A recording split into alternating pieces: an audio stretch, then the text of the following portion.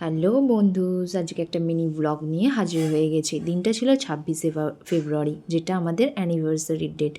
এটা ছিল আমাদের ফার্স্ট অ্যানিভার্সারি। তো আমরা বেরিয়ে একটা ছোট্ট ক্যাফেতে চলে গেলাম ডিনারের জন্য।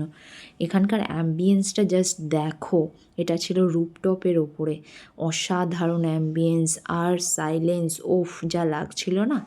তারপর আমরা চলে গেলাম মেনুর দিকে। প্রথমেই আমরা স্টার্টারে কিছু অর্ডার করলাম।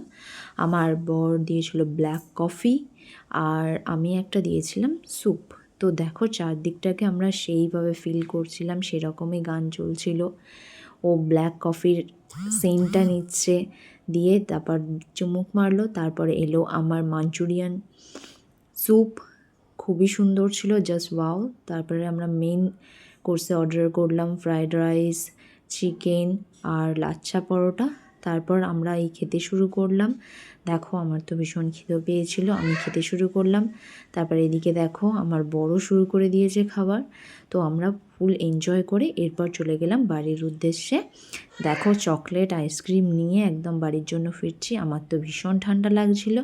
তো চলো আজকের মতো টাটা।